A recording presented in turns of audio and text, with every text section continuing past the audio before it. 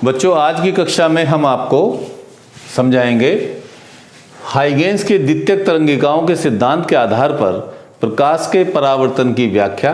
यदि यहाँ प्रकाश ना आए, तरंग आ जाए तो भी आपको परेशान होने की जरूरत नहीं है, तब भी आपको यही डेरिवेशन देना है। क्लियर? देखिए बच्चों, ये हमारे पास जेड जेड डैश, क्या जेड जेड डैश एक परावर्तक पृष्ठ है। मतलब परावर्तक पृष्ठ कैसे? एक सरफेस इसकी हाईली पॉलिश्ड है, एक सरफेस को बहुत उच्च तरीके से पॉलिश किया गया है और दूसरी सरफेस को हमने पेंट कर दिया है जिंक ऑक्साइड से या किसी अन्य पदार्थ से। तो ये एक रिफ्लेक्टिंग सरफेस हुई, एक परावर्तक तल हुआ।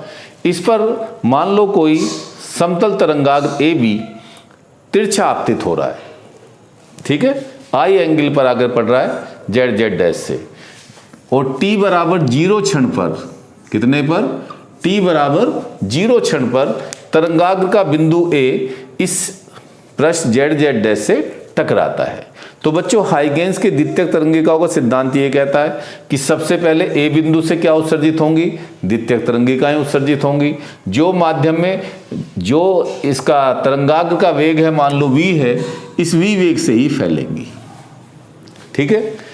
अब जैसे जैसे तरंगाग्र के अन्य बिंदु, जैसे ये बिंदु है, ये बिंदु है, ये बिंदु है, ये बिंदु है, ये जेड जेड डैश के अन्य बिंदुओं से टकराएंगे, वैसे वैसे उन बिंदुओं से भी द्वितीयक तरंगिकाएं उत्सर्जित होंगी। ऐसे उत्सर्जित होंगी, ऐसे होंगी। तो सभी दिशा में हम जिस दिशा की बात कर रहे हैं। तो अब बच्चों, माना टी क्षण पर, कितने क्षण पर? टी क्षण पर तरंगाग्र का बिंदु बी इस परावर्तक पृष्ठ के बी डैश बिंदु से टकराता है, या चलो मैं इसे आपकी सुविधा के लिए ए डैश बिंदु मान देता हूं, क्योंकि ज्यादातर बुक्स में ए डैश दिया हुआ है। ए डैश बिंदु से टकराता है। तब देखिए ये दूरी कितनी हुई बच्चों, बताओ? बी ए डैश, बी ए डैश बराबर हुई दूरी बराबर समय गुणा चाल, चाल v है और समय हुआ t। अब इतने ही समय में ए बिंदु से जो द्वितीयक तरंगिका उत्सर्जित होगी प्रारंभ में, वो t टाइम में कितनी दूरी तय करती है? A B dash. तो ए बी डैश भी कितनी होगी? चाल तो इसकी भी v है और समय इसको भी t लगा, vt। ये समीकरण 1 और ये समीकरण 2। अभी आप टेंशन मत रहिए, मैं आपको इसे डिक्टेट कराऊंगा। अब बच्चों, अब हम ए को केंद्र मानकर हाइगेंस की द्वितीयक तरंगिकाओं का सिद्धांत हमने पढ़ा है कल, और हमने ये भी बताया था कि किसी क्षण तरंगाग्र की द्वितीयक तरंगिकाओं पर डाला गया स्पर्शक तरंगाग्र की नवीन स्थिति को प्रदर्शित करता है। अब बच्चों, हमने ये देखा कि ए से बी डैश ये द्वितीयक तरंगिका है, इसको हमने ए को केंद्र मानकर ए बी डैश त्रिज्या का एक चाप लगाया ऐसे, और इस चाप पर स्पर्श रेखा ये खींची ए डैश बी डैश। तो ये क्या होगी बच्चों? तरंगाग्र ए बी की नवीन स्थिति होगी, नई स्थिति होगी।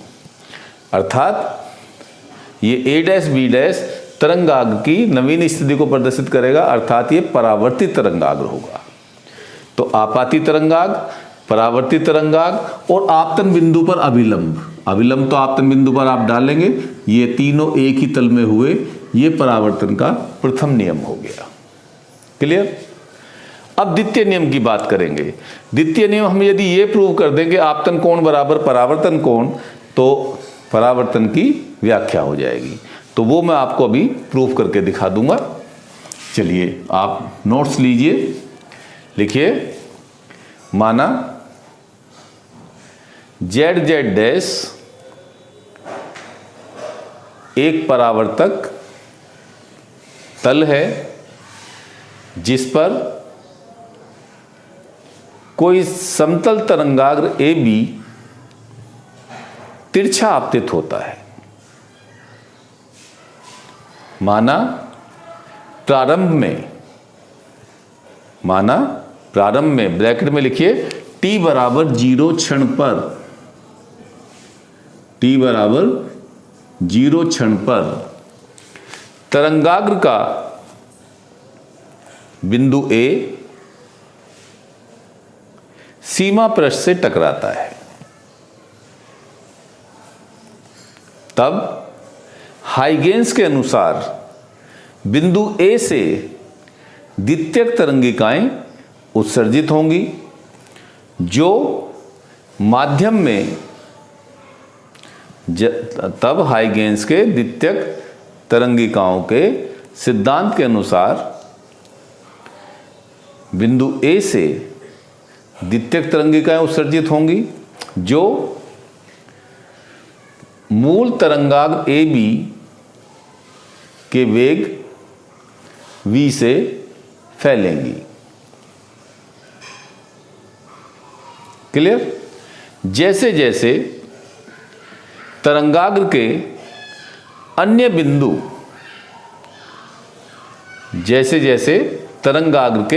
बिंदु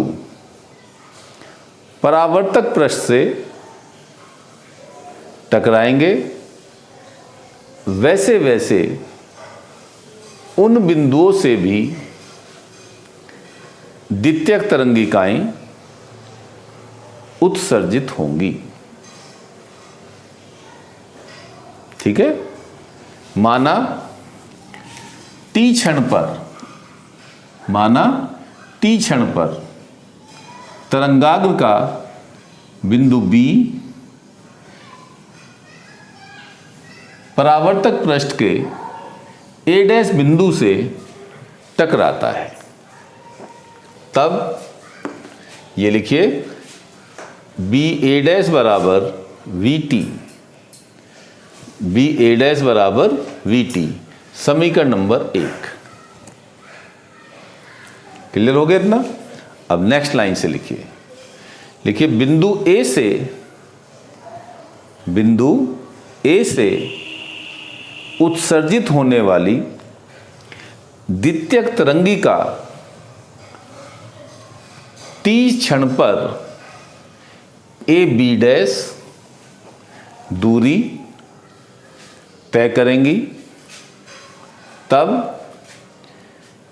AB' बराबर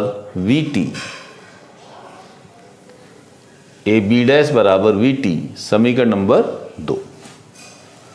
अब हमने क्या किया बच्चों? A को केंद्र माना और AB' त्रिज्या का एक चाप लगाया।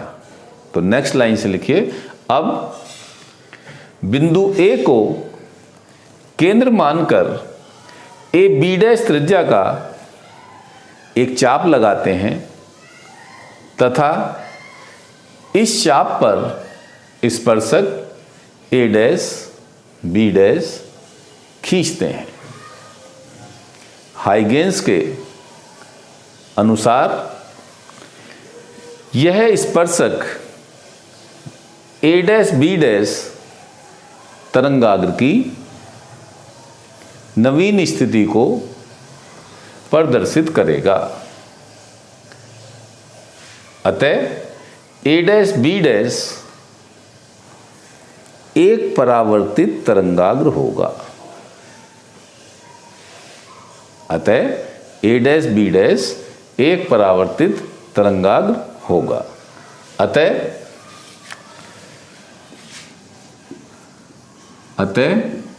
आपाती तरंगाग्र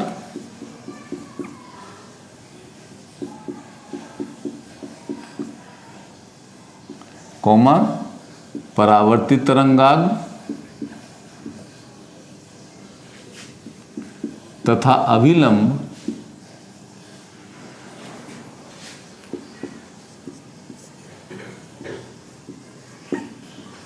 तीनों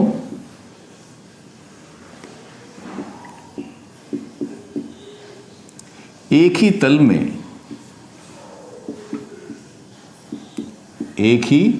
तल में स्थित हैं।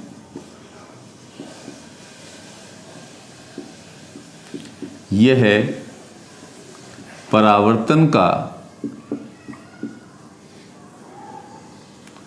प्रथम नियम है। क्लियर हो गया बच्चों? गुड।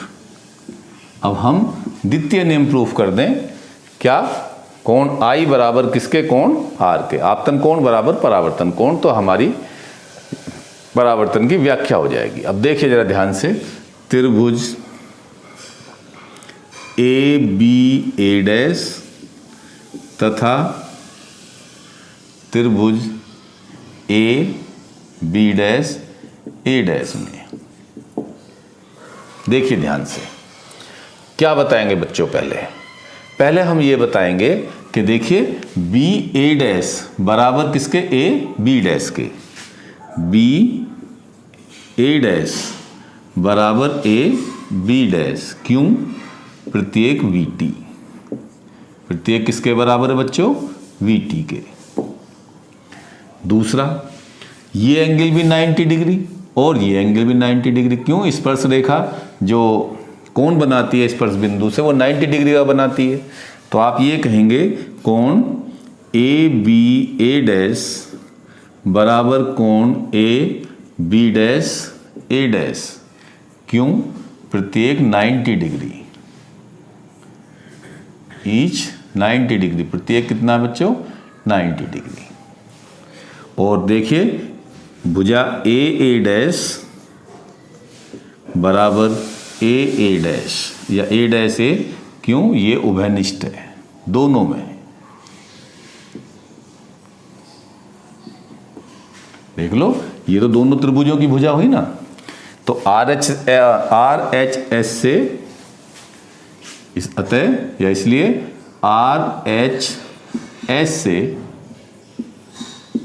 त्रिभुज ए बी ए डैश सर्वांग सम त्रिभुज A B dash A dash. और जब बच्चों ये सर्वांग सम हो गए तो फिर तो हम कुछ भी कह सकते हैं।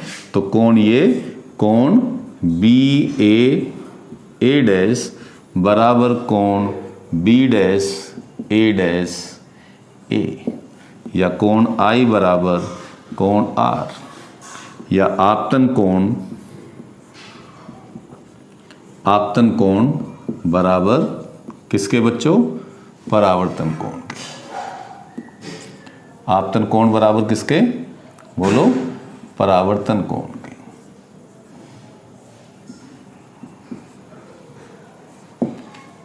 ठीक है, यह परावर्तन का द्वितीय नियम है। लिखिए, यह परावर्तन का द्वितीय नियम है।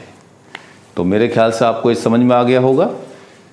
आप इसे डिक्टेट कर लीजिए, याद कर लीजिए, और फिर भी कोई डिफिकल्टी आए तो मुझे बताइए। अब इससे बच्चों और इम्पोर्टेंट क्वेश्चन, हाइगेंस के द्वितीयक तरंगिकाओं के सिद्धांत के आधार पर प्रकाश के अपवर्तन की व्याख्या। किसकी व्याख्या बच्चों, अपवर्तन की।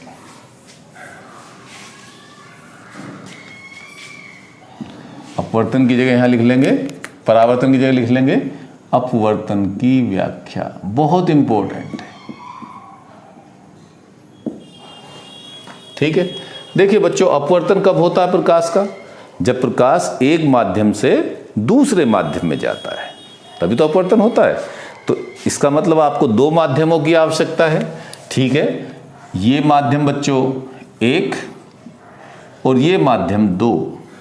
इस माध्यम में प्रकाश का वेग v1 और इस माध्यम में प्रकाश का वेग v2, या तरंग का वेग इस माध्यम में v1 और इस माध्यम में तरंग का वेग v2। अब बच्चों ये दो माध्यमों का सीमा पृष्ठ है, बाउंड्री है। बाउंड्री तो समझते होंगे, दो को मिलाने वाली ये बाउंड्री। इस पर मान लो ये कोई तरंगाग्र है बच्चों हमारे पास AB और ये तिरछा आपतित होता है, आई एंगल पर आपतित हुआ। कब, t बराबर 0 क्षण पर। ठीक है, तो सबसे पहले ए बिंदु से, हाइगेंस के अनुसार ए बिंदु से क्या उत्सर्जित होगी, द्वितीयक तरंगिका उत्सर्जित होगी, जो माध्यम एक में v1 वेग से फैलेगी और माध्यम दो में किस वेग से फैलेगी बच्चों, v2 वेग से फैलेगी, ऐसे। ठीक है, अब जैसे जैसे अन्य बिंदु इस सीमा पृष्ठ से टकराएंगे वैसे वैसे इन बिंदुओं से भी क्या उत्सर्जित होगी, द्वितीयक तरंगिकाएं उत्सर्जित होगी। मान लो t क्षण पर यह तरंगा का B बिंदु किससे टकराया बच्चों, A डैश से टकराया। अब t क्षण में ये दूरी कितनी हुई बच्चों, v1t। दूरी बराबर समय गुना चाल, तो समय तो t हुआ और चाल इस माध्यम में कितनी है, तरंगाग्र की v है, तो ये दूरी कितनी होगी, v1 इंटू टी। अब इतने ही समय में जो द्वितीयक तरंगिका सबसे पहले ए बिंदु से स्टार्ट हुई थी उसने कितनी दूरी तय कर ली बच्चों, ए बी डैश, और ये दूरी क्या हो जाएगी, ये हो जाएगी v2t। कितनी हो जाएगी, समय तो वही है। अब हम ए को केंद्र मानकर ए बी डैश त्रिज्या का एक क्या लगाते हैं, आर्क लगाते हैं। एक आर्क को हिंदी में क्या कहते हैं बच्चों, एक हम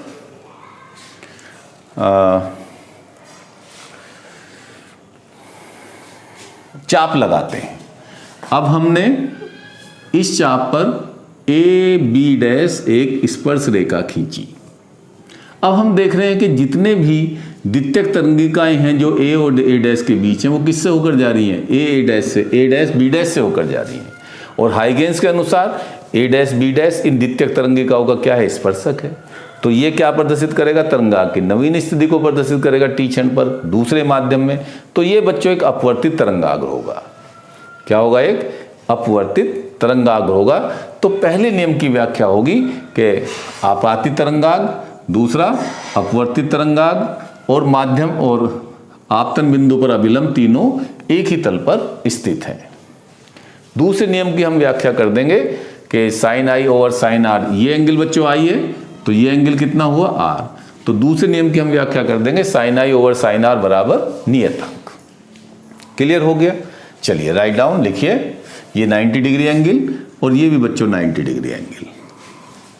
ठीक है, तो लिखिए। यदि आपको लिखने में दिक्कत आ रही हो तो मैं डिक्टेट कर देता हूं।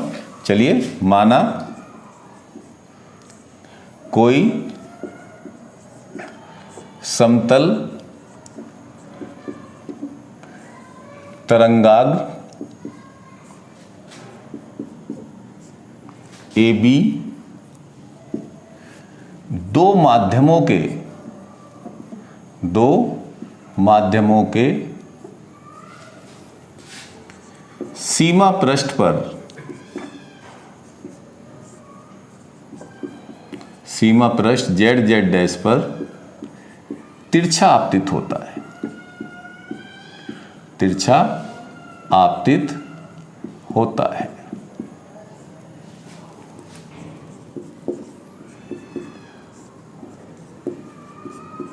माना टी प्रारंभ में, माना प्रारंभ का मतलब t बराबर 0 क्षण पर तरंगाग्र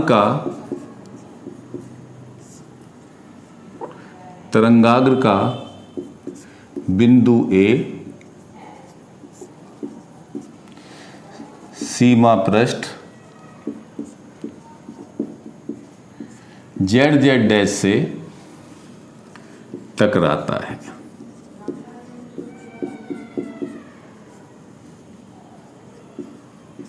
तब हाइगेंस के अनुसार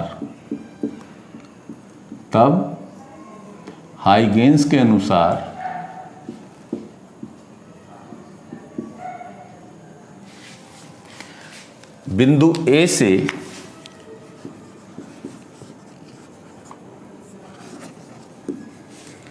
द्वितीयक तरंगिकाएं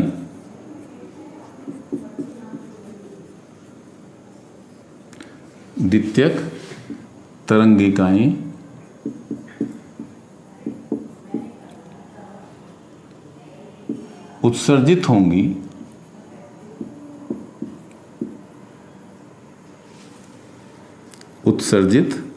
होंगी जो माध्यम 1 में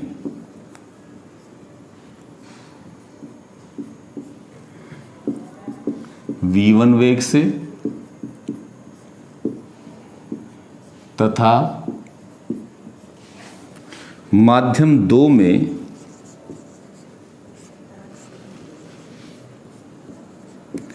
v2 वेग से फैलेंगी।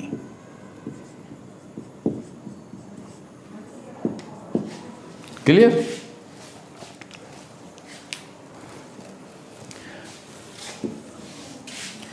जैसे जैसे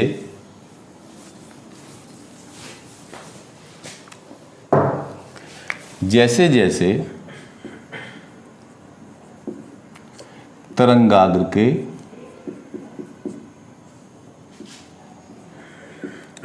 अन्य बिंदु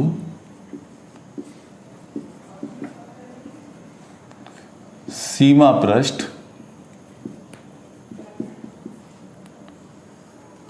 z से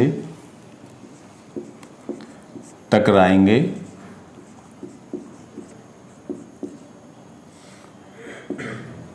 वैसे वैसे उन बिंदुओं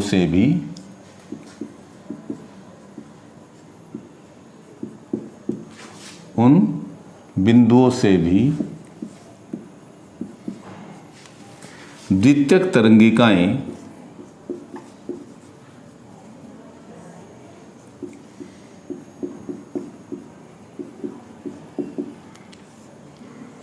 उत्सर्जित होंगी।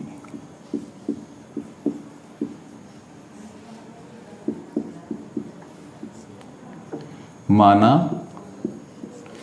t क्षण पर तरंगाग्र का बिंदु B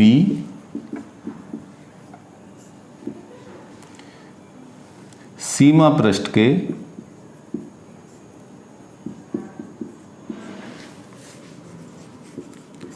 A' बिंदु से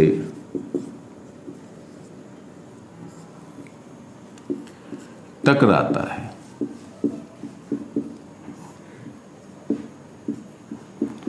तब BA' बराबर V1T, समीकरण नंबर 1। ये देखिए BA' बराबर दूरी बराबर समय गुणा चाल, इस माध्यम में चाल V1 है और समय कितना लगा T। क्लियर? अब बिंदु A से उत्सर्जित होने वाली द्वितीयक तरंगिका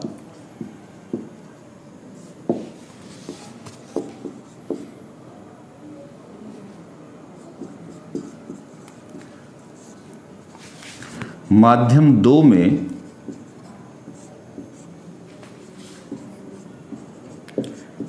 t क्षण पर या t समय में AB' दूरी तय करती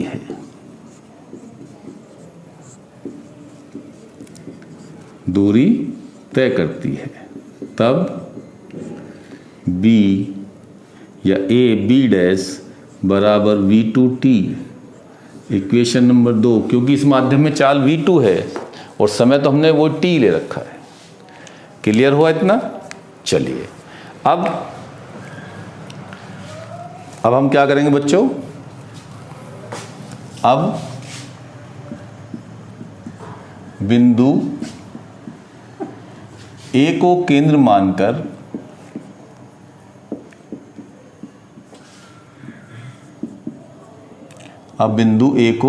केंद्र मानकर AB' त्रिज्या का चाप लगाते हैं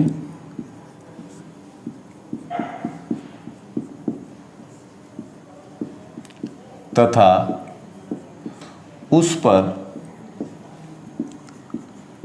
स्पर्श रेखा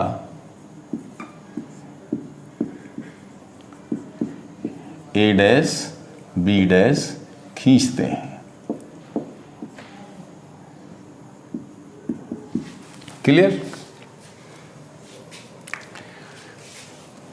चूंकि A', B' हाइगेन्स के अनुसार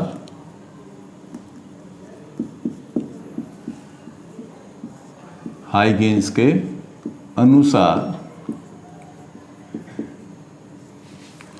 स्पर्शक A डैश B डैश तरंगाग्र की नवीन स्थिति को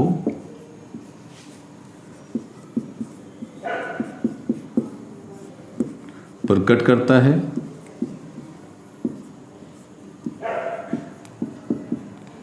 अतः A डैश B डैश एक अपवर्तित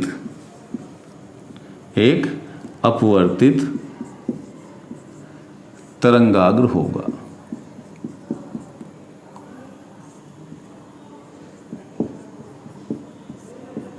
ठीक है। अतः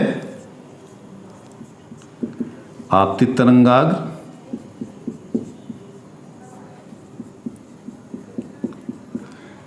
कोमा अपवर्तित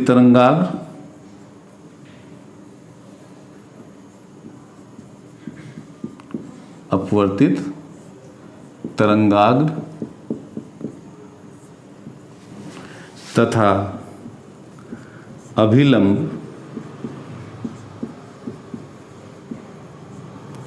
तीनों एक ही तल में हैं, तीनों एक ही तल में हैं। अतः यह अपवर्तन का प्रथम नियम है।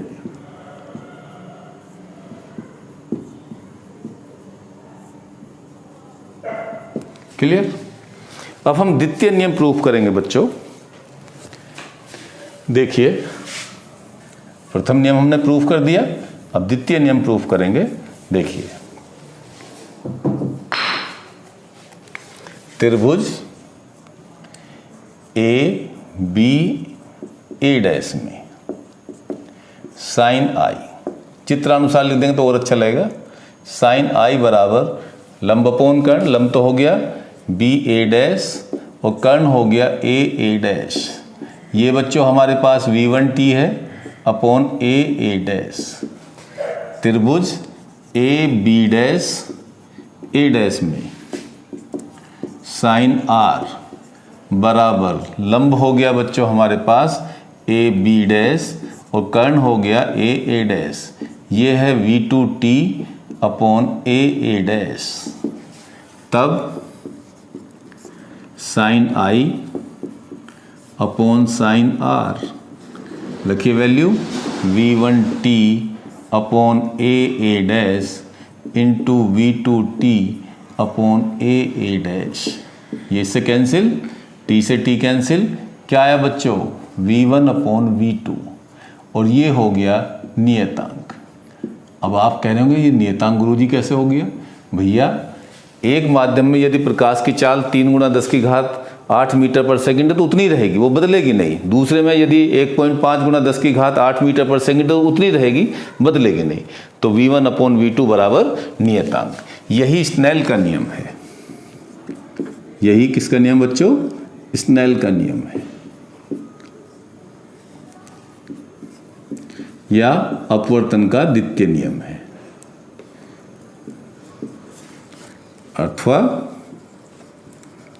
अपवर्तन का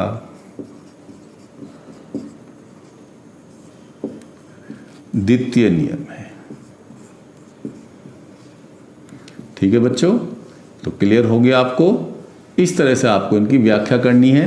और मैंने कल भी आपको डिस्कस किया था वीडियो में कि इन तीनों में से एक डेरिवेशन 100% आता है, या तो हाइगेंस का तरंग सिद्धांत, या हाइगेंस के तरंग सिद्धांत से परावर्तन की व्याख्या, या अपवर्तन की व्याख्या। इन तीनों में से एक जरूर पूछा जाता है। अब हम इस वीडियो को यहीं विराम देंगे। नेक्स्ट वीडियो में मैं इससे आपको आगे समझाऊंगा। Very very thanks.